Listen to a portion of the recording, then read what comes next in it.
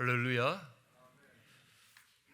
저희들 함께 봉독하실 하나님 말씀 창세기 2장 18절로 25절 저와 여러분이 한 절씩 교대로 봉독하시겠습니다. 여호와 하나님이 가라사대 사람의 독차하는 것이 좋지 못하니 내가 그를 위하여 돕는 배필을 지으리라 하시니라.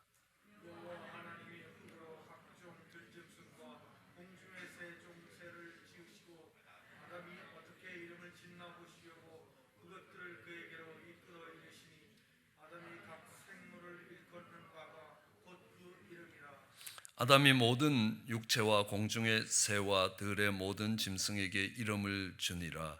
아담이 돕는 배필이 없으므로 여호와 하나님이 아담을 깊이 잠들게 하시니 잠들매 그가 그 갈빗대 하나를 취하고 살로 대신 채우시고 여호와 하나님이 아담에게 취하신 그 갈빗대로 여자를 만드시고 그를 아담에게로 이끌어 오시니 아담이 가로되 이는 내 뼈 중에 뼈요 살 중에 살이라 이것을 남자에게서 취하였은즉 여자라 칭하리라 하니라. 이러므로 남자가 부모를 떠나 그 아내와 연합하여 둘이 한 몸을 이룰지로다.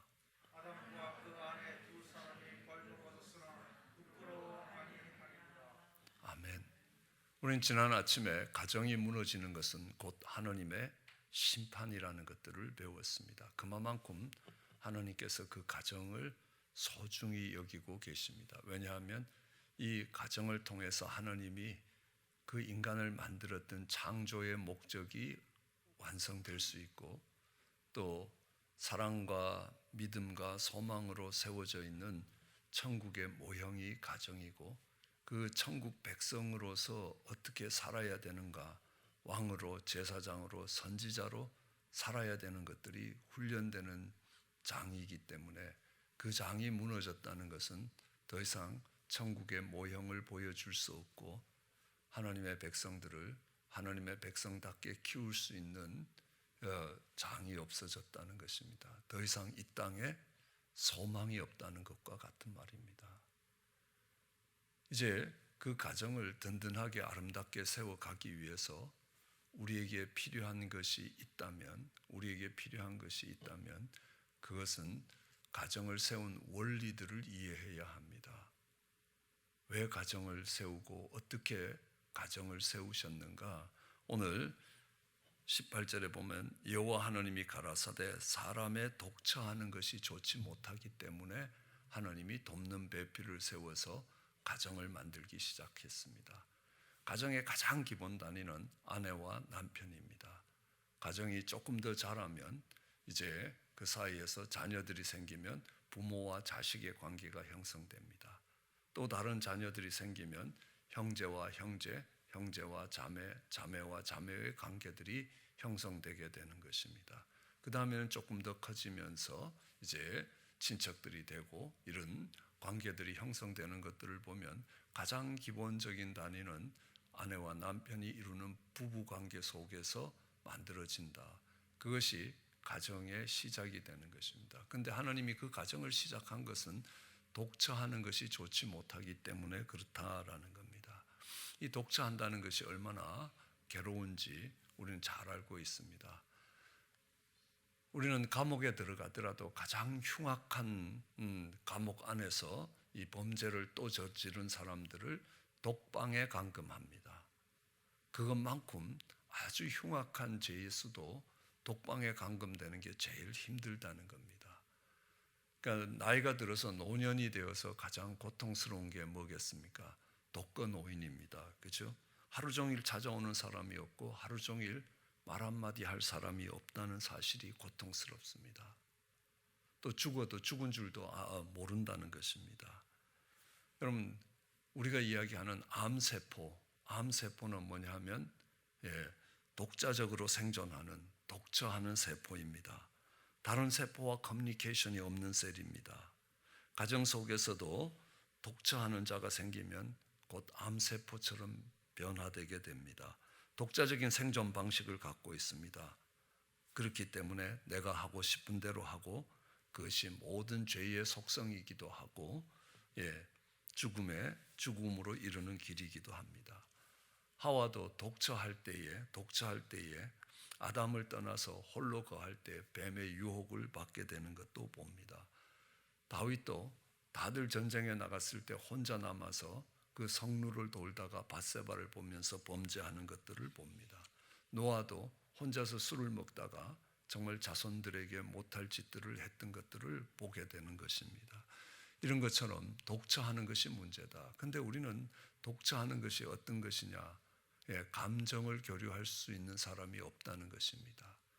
그리고 이 독처한다라는 것은 내가 사랑으로 섬길 수 있는 사람이 없는 것을 이야기합니다. 사랑하는 사람, 사랑받는 사람이 없을 때 이것을 독처한다고 이야기합니다. 우리는 가정에서 그렇습니다. 감정의 교류는 그렇습니다. 여러분들이 길을 가다가 또는 산보를 하다가 마주치는 사람이 있습니다.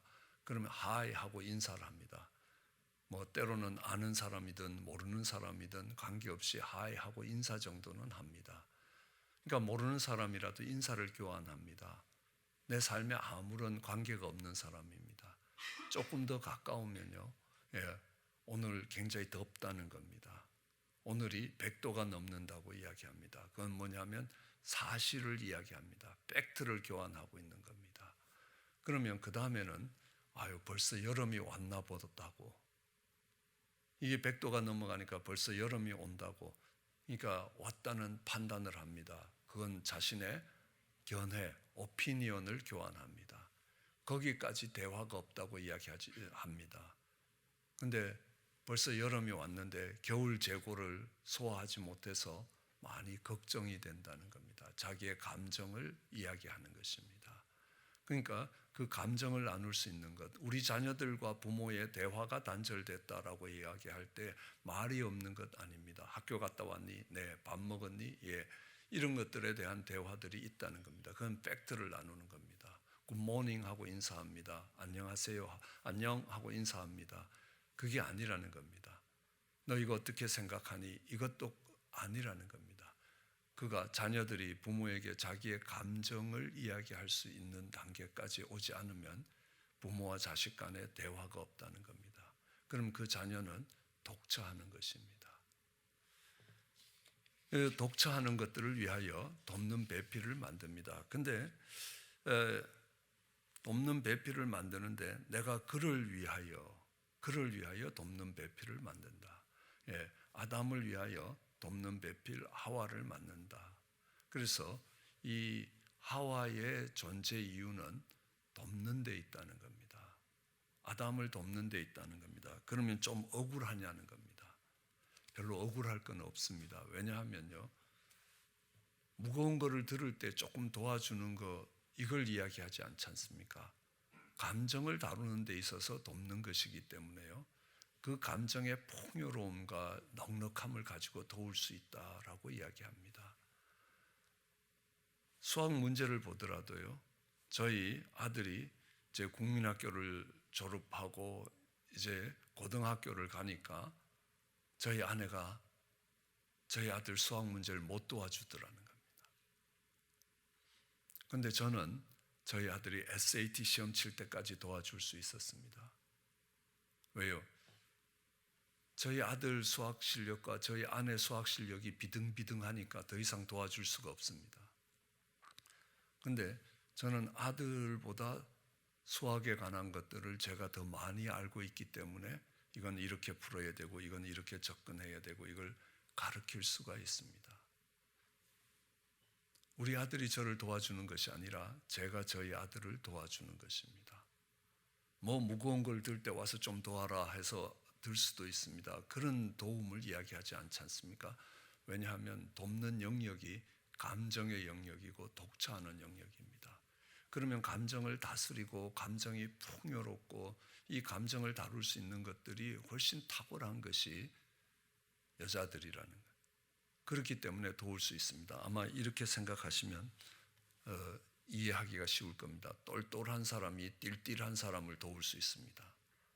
반대로 띨띨한 사람이 똘똘한 사람을 돕지는 못한다는 겁니다.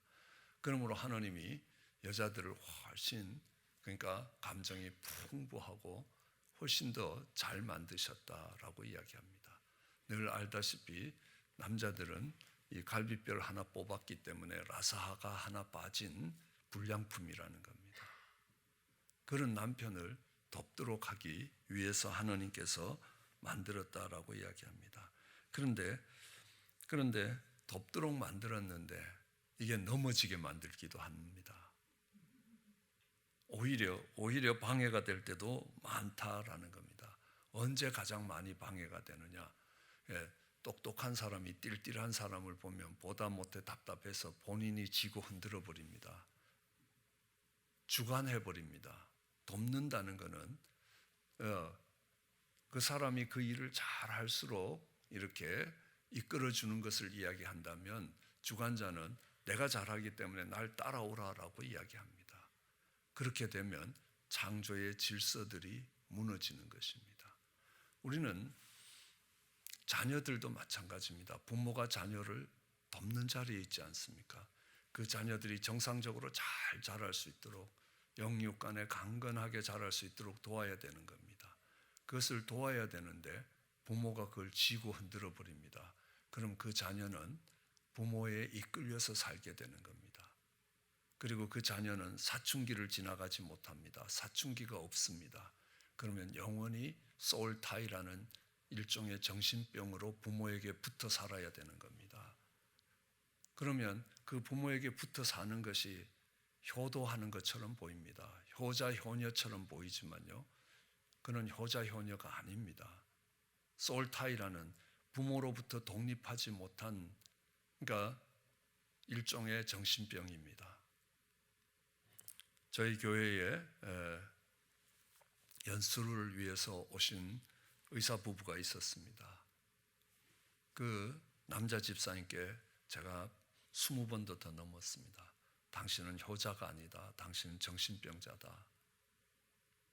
왜냐하면 소울타이라는 것 때문에 그렇다는 것입니다.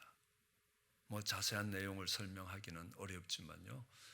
그러니까 이게 부모가 돕는 위치가 아니라 부모가 쥐고 이끌어갖고 끌고 가버리면 그런 현상이 일어난다는 것들을 압니다.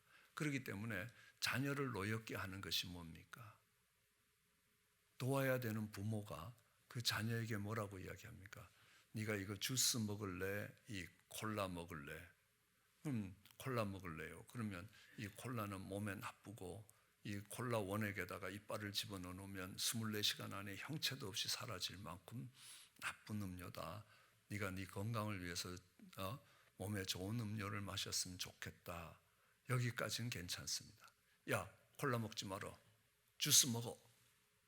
이거는 그를 도와주는 것, 그가 좋은 결정을 내리도록 도와주는 것이 아니라 내가 좋은 결정을 내려서 집행시켜 버리는 것입니다. 그것이 자녀들 망가뜨리고, 나는 자녀를 위하여 좋은 음료를 마시도록 만들었다라고 할지 모르지만 그 자녀들이 스스로 좋은 결정을 내릴 수 있도록 절대로 도운 게 아닙니다.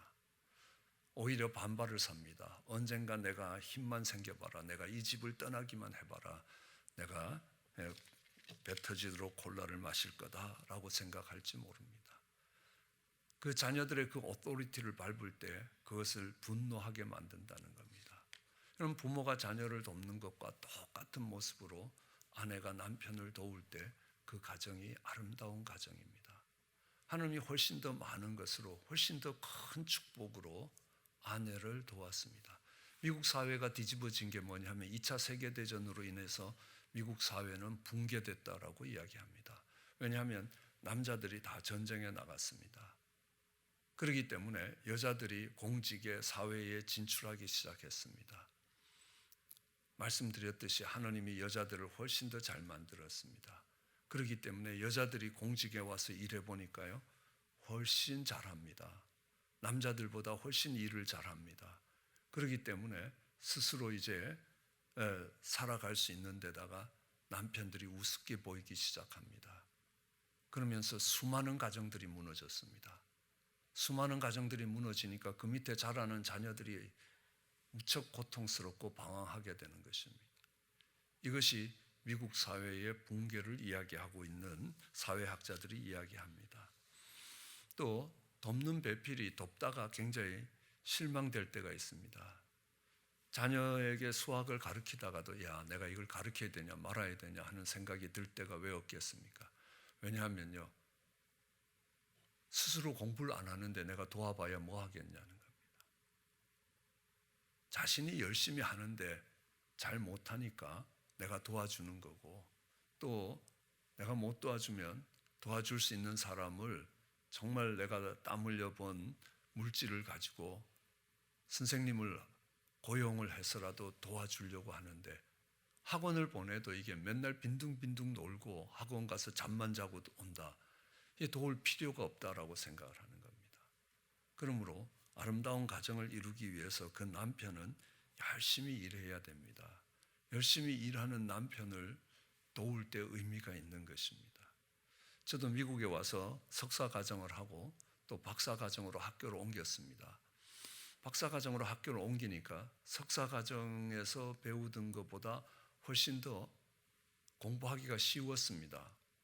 그러니까 별로 공부가 힘들지 않았습니다. 시간이 많이 남았습니다. 그래서 집에 와서 아내 빨래하는 것도 도와주고 청소하는 것도 도와주고 애들 보는 것도 도와줬습니다. 그럼 아내가 되게 행복해할 것 같은데 굉장히 힘들어하는 겁니다. 아, 이게 아니구나. 그냥 학교 가서 오피스에 가서 낮잠을 자더라도 오피스에 가서 열심히 공부하는 것처럼 보이자.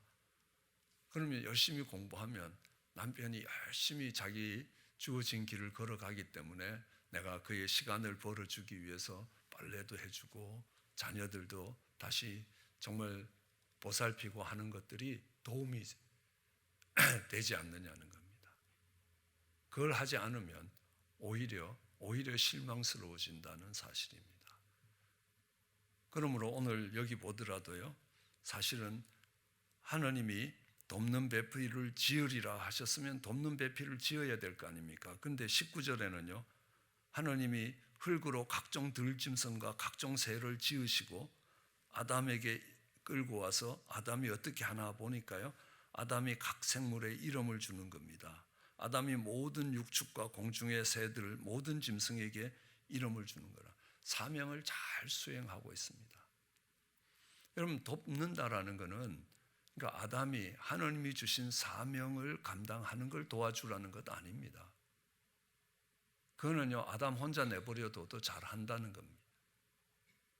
그거를 못했기 때문에 야, 어떤 이름 지을까 둘이 상의하라고 하나님이 돕는 배필을 지어준 게 아닙니다. 사명은 사명대로 감당되는 겁니다. 그런데 독처하는 것을 도와주기 위해서라는 것들을 하나님 분명히 밝히고 계십니다. 돕는 배필이 없으므로 이렇게 하겠다. 그 사이에 돕는 배필이 없기 때문에 독처하는 것이 보기 좋지 않아서 돕는 배필을 지으겠다 하고 돕는 배필이 없었구나라고 하는 사이에 일부러 사명을 감당하는 아담의 모습을 보여주신 것은 무슨 이유입니까? 사명을 감당하는 건 다 된다는 겁니다.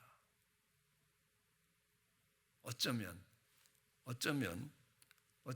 어떤 일들을 할 때에 부모가 자녀보다 훨씬 잘할 겁니다. 자녀들 맡겨놓니 내가 하는 게 훨씬 편할 때도 많습니다.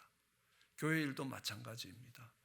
그러나 그것들을 통해서 그들이 자라고 성장하게 만들어주기 위해서 필요한 것입니다. 왜? 돕기 위해서요. 사도 바울도 이렇게 이야기합니다. 나는 너희의 믿음을 주관하는 자가 아니라 나는 너희의 믿음을 돕는 자라는 겁니다. 근데 이 아담이 그 사명을 감당 못하느냐? 감당한다는 겁니다. 도움 없이도 감당된다는 겁니다. 그러나 그걸 통해서 교제가 일어나고 정말 외로움이 해소되는 자리에 없다는 겁니다.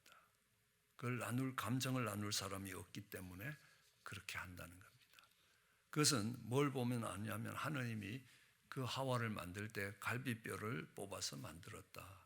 어떤 목사님은 머리뼈를 뽑아서 만들면 머리 위에 앉아 있을 것이고 발뼈로 만들었으면 발 아래 종처럼 깔고 앉아서 부릴 것이다. 그런데 갈비뼈는 가장 동등한 위치에 있는 것이라고 이야기하고요. 다르게 이야기하면 갈비뼈의 가장 큰 기능은 뭡니까? 심장을 보호하는 것입니다. 그의 감정을 보호하는 것입니다. 그런데 그 갈비뼈가, 그럼 생각해 보십시오. 밖으로 튀어나와 있으면 얼마나 보기가 흉측하겠습니까? 그 갈비뼈는 흙으로 덮여야 됩니다. 뼈로 만들었던 하와가 바깥으로 튀어나오면 이걸 해골이라고 이야기합니다. 그것이 흙으로 덮여 있어야 아름다울 수 있습니다. 그렇기 때문에 남편의 부드러운 모습으로 덮여 있어야 되고요. 남편은 그 부드러운 흙으로 그 뼈를 덮어줘야 되고, 뼈는 강한 탄력을 가지고 심장을 보호해야 된다라는 겁니다. 그렇기 때문에 이것이 남편의 부드러움이 덮여지면 아내는 아름다워지고, 또 남편은 그 감정들이 이해가 되고, 이렇게 되면요 엄청난 능력을 발휘하게 됩니다. 그럼 이 중동 땅에는 비가 안 오면 3년 동안 비가 내리지 않을 때도 있습니다. 엘리야 때도 3년 반 비가 내리지 않았습니다. 다윗 때도 연부년 3년 동안 비가 내리지 않았습니다. 흉년이 들었습니다. 그 땅은 비가 내리면 절대로 흉년이 들 수 없는 땅입니다. 그렇게 됐을 때 3년 동안 비가 내리지 않으면 어떤 일이 일어나냐면 땅이 굳어집니다. 이 땅을 갈기가 힘든 겁니다. 그래서 황소를 6마리, 8마리를 놓고 밭을 갈아도 그 밭이 갈아지질 않는다고 이야기합니다. 그럴 때 이 중동 사람들이 그 밭을 가는 법이 있습니다. 그러니까 든든한 황소 한 마리하고 옆에 암소 한 마리를 두면요, 황소가 이렇게 하다가 힘이 들면요, 옆에 있던 암소가 큰 혀로 그 땀을 닦아주면서 이렇게 하면요, 황소 6마리, 8마리가 못 가는 밭을 그 황소 한 마리가 갈아낸다라는 겁니다. 그게 정말 위로를 받고 격려를 받고 감정적 도움을 받았던 그 남자가 그 일들을, 사명들을 감당해 가는 것들을 보게 되는 겁니다. 아마 힘으로 도와주는 걸로 보면요, 그 땅을 갈 수 있는데 그 옆에서 도우는 게 나머지 다른 황소 5마리가 돕는 것보다 못할 겁니다. 그러나 그 독처함이, 감정이, 그러니까 이 나누어지고 사랑이 느껴질 때에 이 황소 한 마리가 낼 수 있는 힘은 황소 6마리가 내는 힘보다 더 크다라고 이야기합니다. 그래서 이 갈비뼈로 만들었고, 그 만든 하와를 아담에게 이끌어 오시더라는 겁니다. 그래서 그것은 뭘 이야기하냐면 하나님이 주권을 갖고 인도하시는 그 만남이 복된 만남이라는 겁니다. 아담이 찾아가지 않더라는 겁니다. 하나님이 그를 이끌어다 주시더라라는 것들을 알 수 있습니다. 그럼 창세기에서 가장 긴 챕터는 이삭의 결혼입니다. 이삭이 배우자 리브가를 얻는 과정입니다. 이삭은 리브가 얼굴도 보지 못하고 결혼을 합니다. 아마 옛날 우리 오래 전에 우리나라에서도 그랬던 것 같습니다. 부모님들끼리 결혼을 결정하는 것처럼 보면 그렇게 돼 있는 것들을 알 수 있습니다. 언젠가 기회가 되면 그 이삭이 리브가를 아내로 맞이하는 그 과정들을 하나하나 살펴보고자 합니다. 그 과정은 뭐냐 하면 예수 그리스도가 그의 신부된 교회를 찾는 과정과 동일하다는 사실입니다. 그래서 여러분 생각해 보십시오. 룻과 보아스도, 보아스가 룻을 찾아간 게 아닙니다. 룻이 보아스를 찾아갔습니다.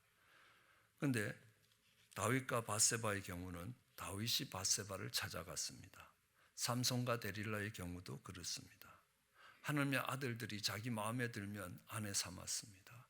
그것이 타락의 시작이었다는 겁니다. 어떤 만남은 하나님이 주시는 축복이 될 수도 있습니다. 어떤 만남은 하나님이 주시는 저주가 되기도 합니다. 어떤 만남이 하나님이 개입해서 하나님이 이끌어 오시면 그 만남이 축복된 만남이 될 수 있습니다. 그러나 내가 마음에 드는 사람을 찾아가고 내 마음에 드는 사람들과 만난다면 그 만남은 결코 복되지 않다라고 이야기합니다. 하나님이 예비하시고 하나님이 계획해 두셨다고 고백할 수 있는 만남만이 복될 수 있다라고 이야기할 수 있습니다. 오늘은 여기까지 하고 나머지 가정을 만드는 하나님의 원리 반은 내일 아침에 살펴보도록 하겠습니다. 하나님이 돕는 배필로 지으셨다는 겁니다. 독자하는 것을 해결하기 위해서 지었다는 겁니다. 그를 위하여 돕는 배필입니다. 부모가 부모로서 사는 이유가 뭐겠습니까? 자녀들이 정말 존귀한 인생으로 자라날 수 있도록 돕기 위해서입니다. 그를 종처럼 끌고 다니기 위해서가 아니지 않습니까? 그러니까 그를 위하여 돕는 배필이지 나를 위하여 걔가 나를 내 노년에 보험 들기 위해서 그 자녀를 돌보는 건 악하다라고 이야기합니다. 그 자녀들의 인생이 가장 하나님 앞에 복될 수 있도록 돕는 위치에 있고 그것이 부모의 존재의 이유 중에 하나라는 것입니다. 그것이 그를 위하여 돕는다는 겁니다. 내가 내 연약한 형제들을 도와줄 때에 그것이 하나님이 나를 정말 축복하시고 내게 많은 재능을 주시고 하신 이유가 되는 것입니다. 내 존재를 위해서 다른 사람이 있어야 되는 것이 아니라 내가 하나님을 위해서 존재하는 것이지 하나님이 나를 위해서 존재해 있어야 되는 것이 아니라는 겁니다. 하나님이 그를 위하여 누군가를 돕도록 하나님이 나를 축복하시고 내 인생을 이끌어 오셨다는 사실입니다. 그것도 열심히 일하는 남편을 위해서 돕도록 했다는 겁니다. 그를 위해서 하나님이 그 인생을 갈비뼈로 만드시고 또 하나님께서 개입하셔서 아름다운 만남을 하나님이 계획해 두시고 하나님이 예비해 두시는 그 만남을 만들어 가셨다는 것입니다. 우리 가정이 그런 원리 위에 세워질 때에 가정이 가장 복될 수 있습니다. 그런 가정이 되시기를 주의 이름으로 축원합니다. 기도하시겠습니다. 사랑과 은혜가 많으신 하나님, 때로는 죄악으로 무너진 가정을 보며 가슴 아파합니다. 하오나 하느님께서 내 이름을 일컫는 내 백성이 그 악한 길 떠나 스스로 겸비하고 기도하여 내 얼굴을 구하면 하나님께서 그 땅을 고치겠다고 약속하셨습니다. 하나님, 고쳐지는 그 땅의 모습이 오늘 창조의 원형이 되게 하여 주시옵소서. 이 가정이 무너졌을 때 하나님이 교회를 세우시고 그 교회를 통하여 하나님의 공동체를 회복하신 것들을 기억합니다.